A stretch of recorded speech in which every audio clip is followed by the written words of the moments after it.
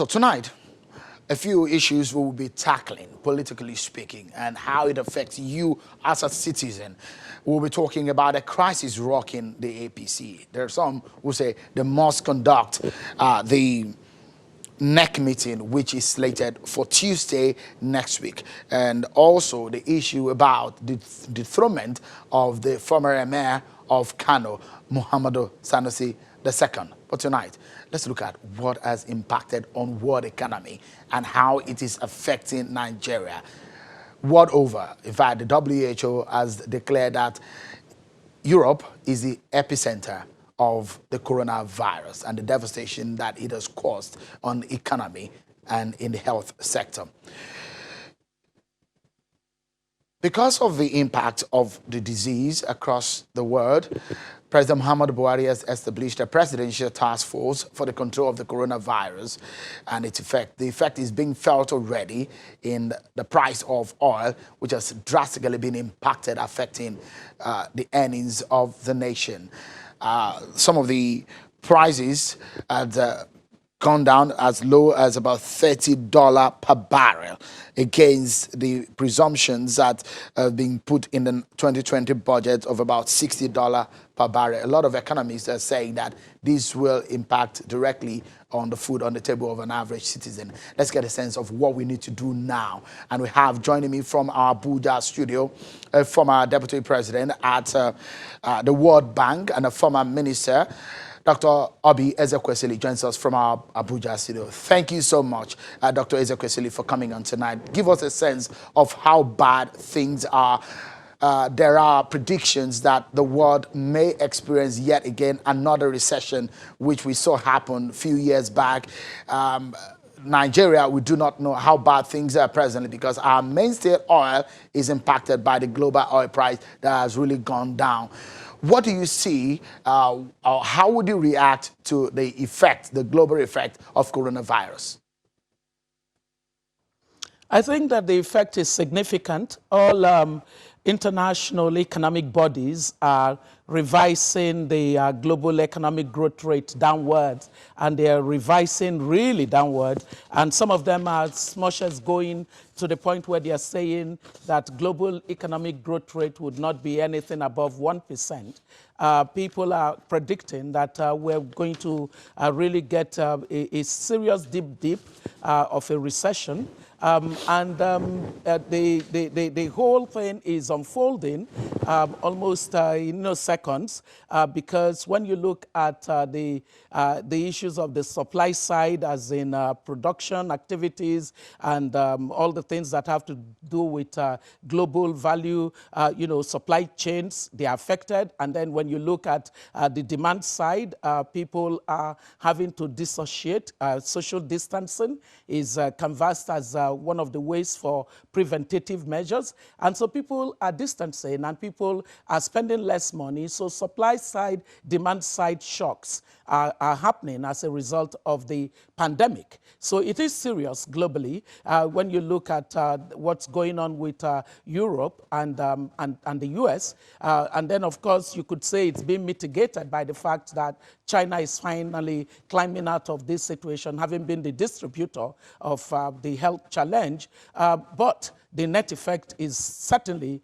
very serious for the entire globe. When you talk of Nigeria specifically, we were already in Harmattan before winter came. And so it's going to be even harder for us when you look at the fact that the oil that makes up much more than 70% of what we call our national budget is clearly taking a sharp fall, and the volatility that goes with it means that we may continue to be in serious trouble than anything anticipated.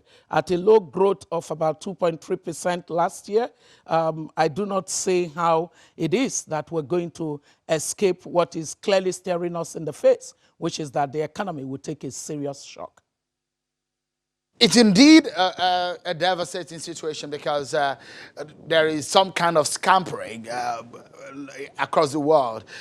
in the United States, people are now trying to go and store up food in their houses. In Italy, there seems to be some kind of shutdown. In Spain, the same thing is happening. In some part of Asia too, the same thing is happening. In Africa here, especially in Nigeria, the big question on the lips of a lot of people, especially economists, is how this will impact on the lives of an average Nigerian. And the big question is, as it stands right now, do you fear that some states may not be able to pay salaries at the end of this month?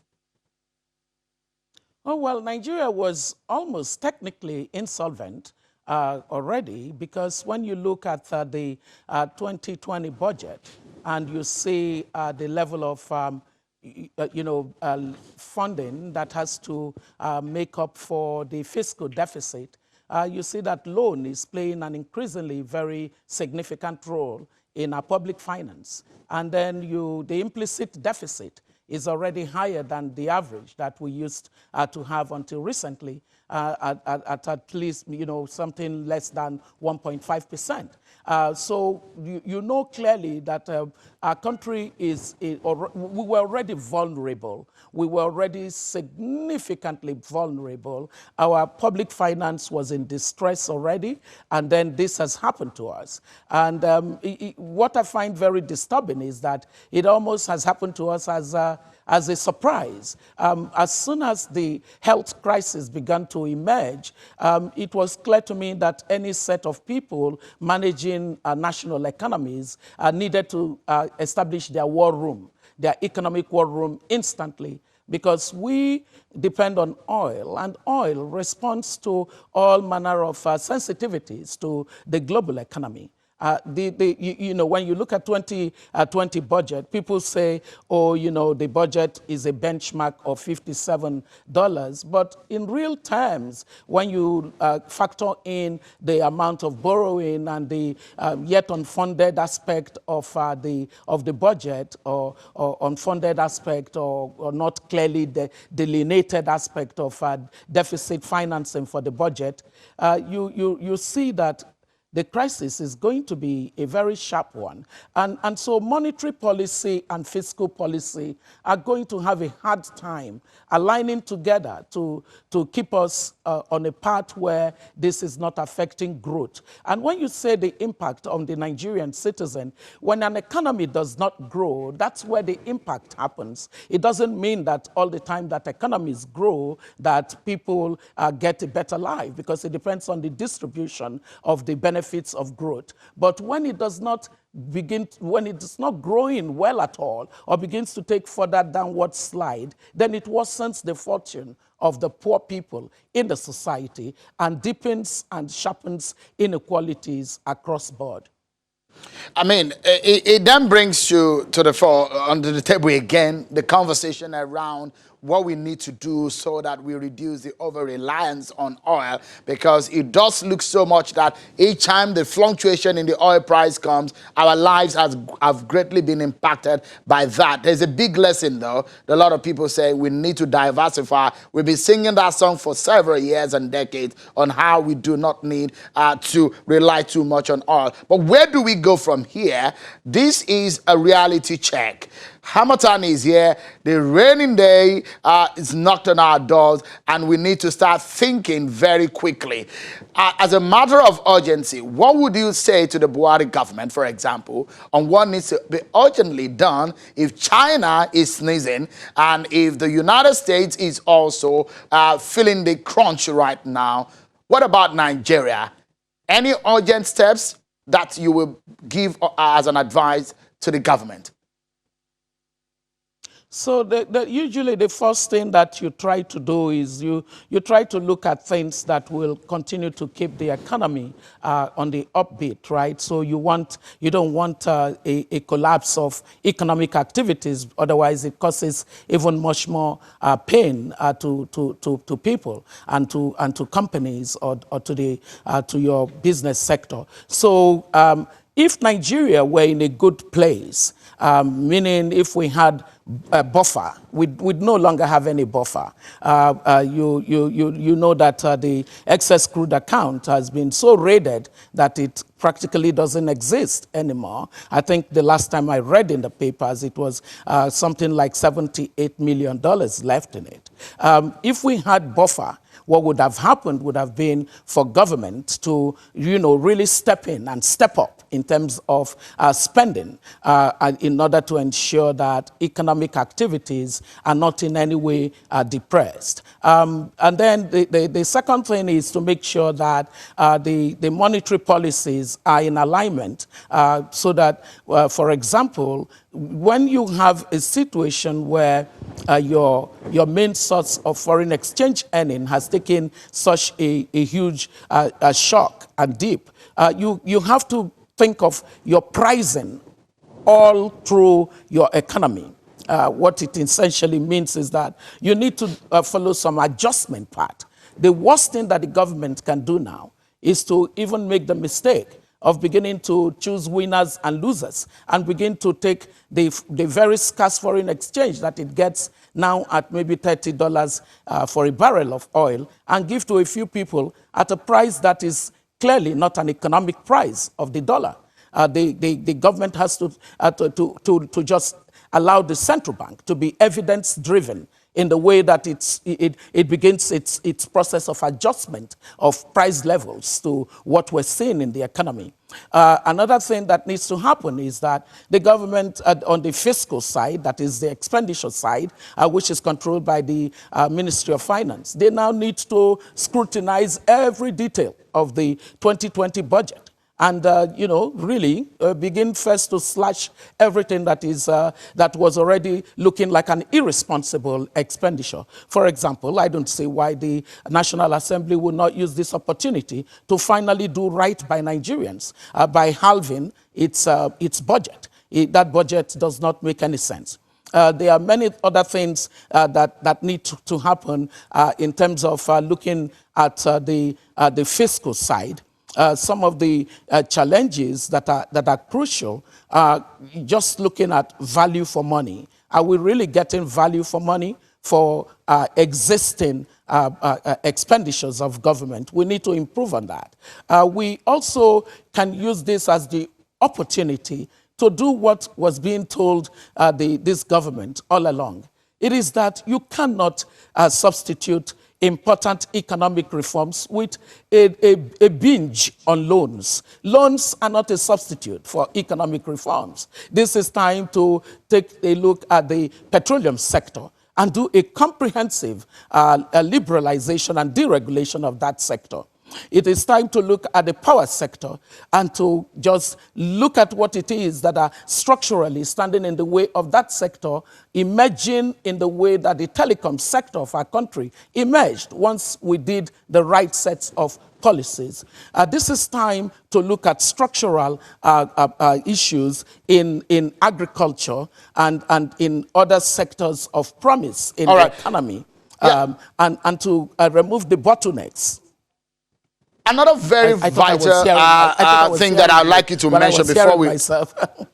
Another vital thing that I'd like you to touch on before we close this conversation is anytime there is a major shock on the economy, we look at the center. But in the real sense of it, there's just one center and there are the federative units, the 36 states of the federation, which should also be called out in terms of how they handle their affairs, because it generally will impact on the general outlook of the Nigerian economy. The question now comes, now is it a good time to now talk about the structure of Nigeria, where a lot of people will say we are operating a quasi-federal system of government, not really a federal system of government? Is it a good time to now start talking about what a lot of people may not want to refer to as restructuring? But in the real sense of it, what would you advise in the area of restructuring or structural rearrangement of the nation? No, the worst time to have a response for a crisis is when you are in the midst of the crisis.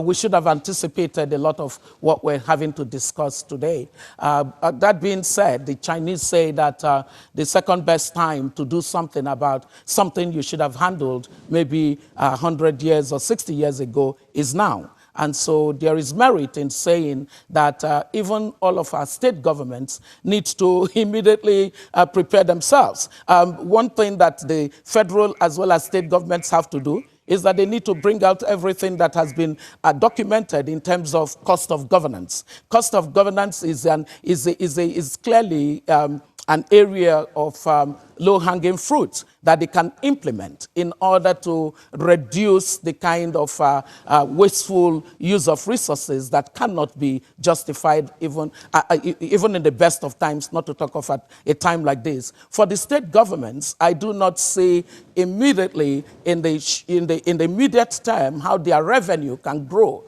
because to grow revenue, you have to do some of those things that we're talking about, those structural reforms, things that reduce bottlenecks for the productivity and competitiveness of businesses in your environment. At the national level, we still have a major problem. We have made some progress in terms of cost of not cost of doing business, in terms of the environment in which business is conducted, because when you look at the World Bank business, doing business ranking, you can see some improvement. But these are improvements that we, even at the time I was at the bank when we were implementing this doing business ranking, we say to governments that this is not your bus stop. This is just a first step. So you can't get triumphalist about improving the length of time it takes to register a business. There are deeper structural issues that are sectoral, so you have to handle all of those,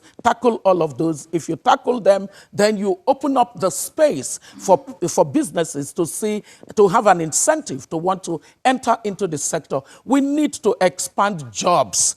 To expand jobs, you don't need government pretending to hire people into employment and not pay them. It is really about businesses seeing opportunities in sectors, entering those sectors, and then providing jobs for people who hopefully we have trained and given the skills to be able to be productive within the corporate environment. Doc, it's a fine place to leave it. I must sincerely thank you. Dr. Obieze Kwesili, a former World Bank Vice President, Africa Division. Thank you so much. And also, she was a former Minister of Education and at some point, former Minister of Mines and Sea. Thank you so much for talking to us tonight, Dr. Obieze Kwesili.